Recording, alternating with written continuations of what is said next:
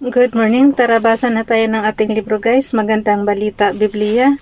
Today is 27 September 2024. Nandito na tayo sa aklat ng Mateo chapter 13, ang talinghaga tungkol sa mga hasik. Pakisabayan ako ng basa ng pare-pareho tayo dito matuto. Mateo chapter 13 verse 1, noon ding araw na iyon, si Jesus ay lumabas ng bahay at naupo sa tabi ng lawa. Verse 2, dahil sa dami ng taong lumalapit sa kanya, sumakay siya sa isang bangka at doon naupo. Tumayo naman sa dalampasigan ang mga tao. Verse 3, at sila'y tinuruan niya ng maraming bagay sa pamamagitan ng mga talinghaga. Ganito ang sinabi niya, may isang magsasakang lumabas upang maghasik. Verse 4, sa kanyang paghasik ay may mga binhing nalaglag sa tabi ng daan.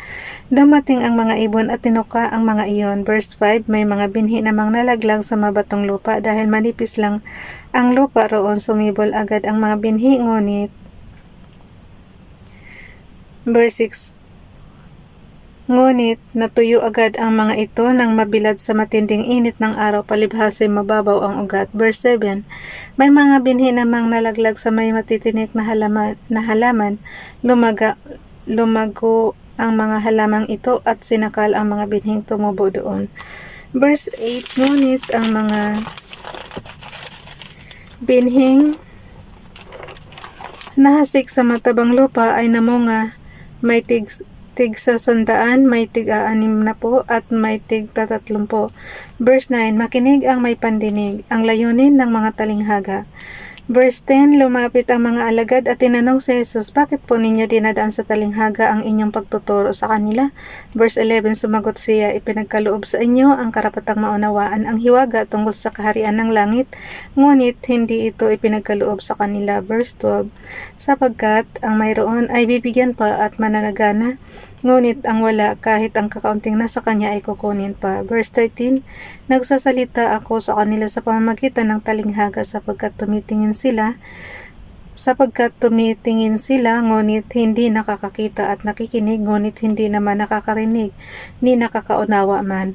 Verse 14, natutupad nga sa kanila ang propesiya ni Isaias na nagsasabi, makinig man kayo ng makinig, subalit hindi ninyo mauunawaan kailanman, at tumingin man kayo ng tumingin, subalit hindi rin kayo makakakita kailanman. Verse 15, sapagkat naging mapurol na ang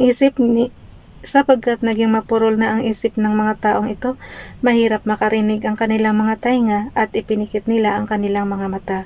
Kung hindi gayon, sana'y nakakakita ang kanilang mga mata, nakarinig ang kanilang mga tainga, nakaunawa ang kanilang mga isip, at nagbalik loob sila sa akin at pinagaling ko sila. Verse 16, subalit mapalad kayo sapagkat nakakakita ang inyong mga mata at nakakarinig ang inyong mga tainga. Verse 17, tandaan ninyo, maraming propeta at matutuwid na tao ang naghangad na makita ang inyong nasasaksihan at marinig ang inyong napapakinggan, subalit hindi nila ito nakita ni narinig. Ipaniliwanag ang talinghaga tungkol sa manghahasik.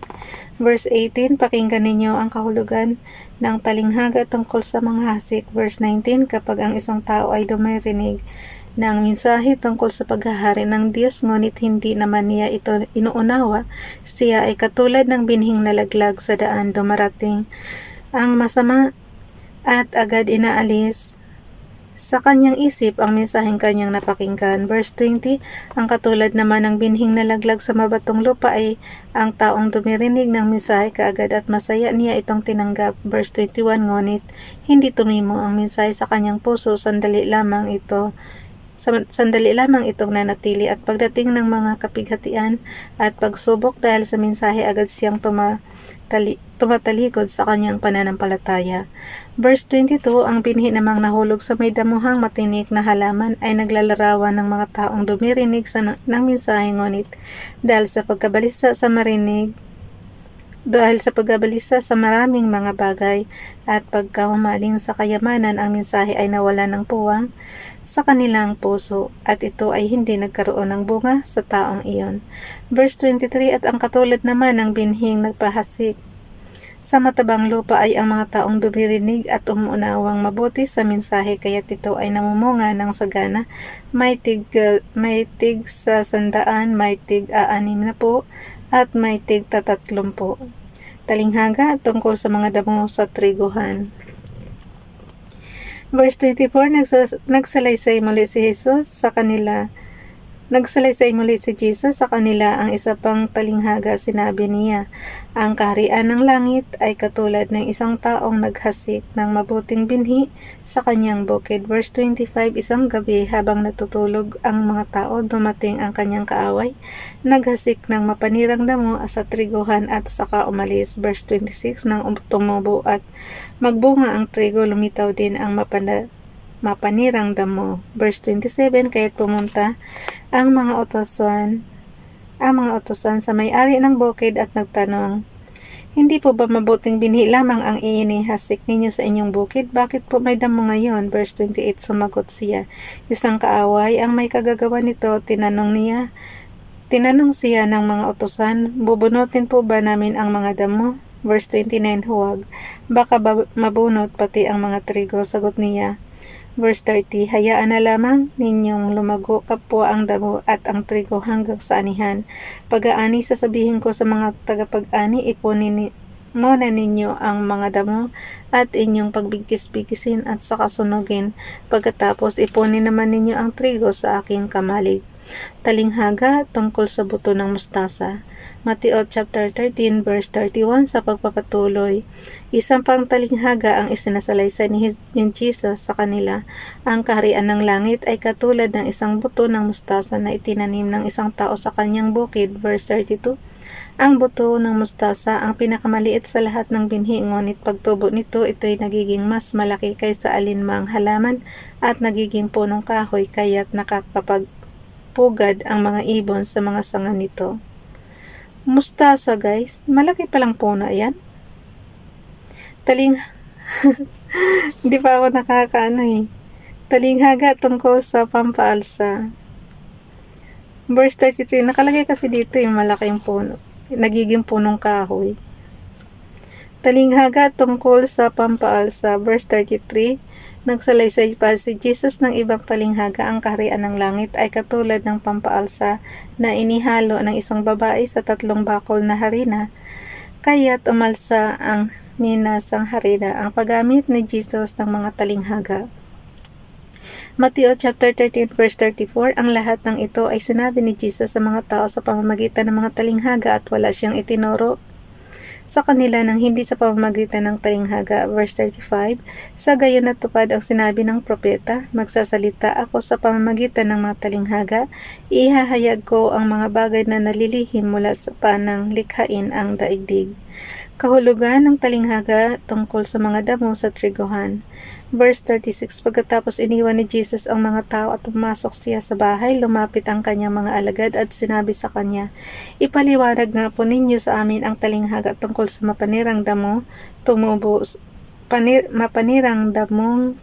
sa bukid. Verse 37, sumagot si Jesus, ang naghahasik ng mabubuting binhi ay ang anak ng tao. Verse 38, ang bukid ay ang daigdig, ang mabuting binhi ay ang mga taong kabilang sa kaharian at ang mapanirang damo naman ay ang mga kabilang sa masama.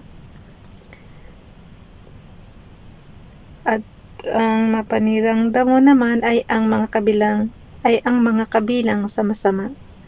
Verse 39, ang kaaway na naghasik ng damo ay walang iba kundi ang diablo. Ang panahon ng pag-aani ay ang katapusan ng daigdig at ang mga tagapag-ani naman ay ang mga anghel. Verse 40, kung paanong ang mga damo ay tinipon at sinusunog, ganoon din ang mangyayari sa katapusan ng daigdig. Verse 41, ipag-uutos ng anak ng tao sa kanyang kaharian.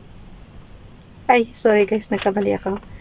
Verse 41, ipag-uutos ng anak ng tao sa kanyang mga anghel na tipunin nila mula sa kanyang kaharian ang lahat ng nagiging sanhi ng pagkakasala at ang lahat ng gumagawa ng masama.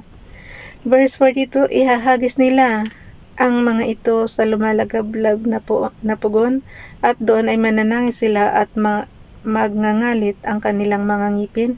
Ngunit, verse 43, ngunit ang mga gumagawa ng matuwid ay magliliwanag na parang araw sa kaharian ng kanilang ama. Makinig ang may pandinig. Kaya kita mo guys, ayaw ko ng second life. Kita mo naman naglalagablab na pugon, ihahagis ka doon. Kaya ayaw ko talaga ng second life kasi hindi ko sure na doon ako sa heaven mapunta.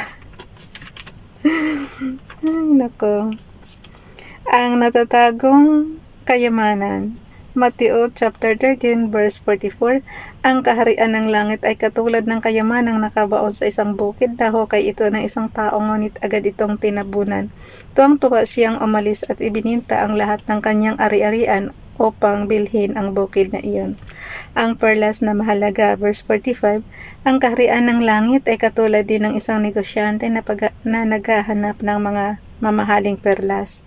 Verse 46, nang makakita siya ng isang perlas na napakahalaga, umuwi siya at ipinagbili ang lahat ng kanyang ari-arian at binili ang perlas na iyon.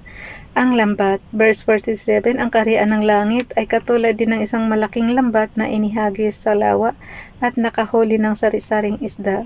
Verse 48 guys. Verse 48, nang mapuno ang lambat, hinila ito sa pampang. Naupo ang mga tao habang tinitipon nila sa sisidlan ang mabuting isda at itinatapon naman ang mga isdang hindi mapapakinabangan. Verse 49, gayon din ang mangyayari sa katapusan ng daigdig, darating ang mga anghel, ihihiwalay ang masasama sa mga matuwid. Verse 50, at ihahagis ang masasama sa naglalagablab na apoy. Hi, Father God. Ano ba yan? Verse 50 guys, at ihahagis ang masasama sa naglalagablab na apoy. Dooy mananangi sila at magngangalit ang kanilang mga ngipin. At magngangalit ang kanilang mga ngipin. Imagine niyo na lang guys kung gaano kainit yung naglalagablab na yan. Tapos ihahagis ka doon. Kayamanan, bago at luma. Verse 51, naunawaan na ba ninyo ang lahat ng ito? Tanong ni Jesus. Opo, sagot nila. Verse 52, at sinabi niya sa kanila, kaya nga ang bawat tagapagturo ng kautusan na kumikilala sa kaharian ng langit ay katulad ng isang pinuno ng sambahayan na naglalabas ng mga bagay na bago at luma mula sa kanyang taguan ng kayamanan. Si Jesus ay hindi tinanggap sa Nazareth. Mateo chapter 13 verse 53. Umalis si Jesus mula roon matapos niyang isalaysay ang mga talinghagang ito. Verse 54, umuwi siya sa kanyang bayan at nagturo sa kanilang sinagoga. Nagtaka ang mga nakarinig sa kanya, kaya't kanilang itinanong, saan kumuha ng ganyang karunungan ang taong iyan? Paano siya nakakagawa ng mga himala? Verse 55, hindi ba siya ay anak na isang karpintero? Hindi ba si Maria ang kanyang ina at sina Santiago, Jose, Simon at Judas ang kanyang mga kapatid? Verse 56, at garito rin ang kanyang mga kapatid na babae, di ba? Saan kaya niya natutuhan ang lahat ng iyan? Verse 57, at siya hindi nila pinaniwalaan. So, ibig sabihin, si Santiago, Jose, Simon at Judas, kapatid niya. Sa nung mga anak na sila Mary ng kasunod niya. Ulitin ko yung verse 57 guys. Verse 57, at siya hindi nila pinaniwalaan.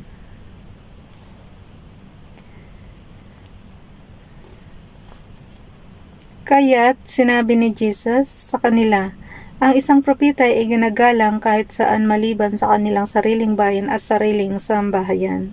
Oh.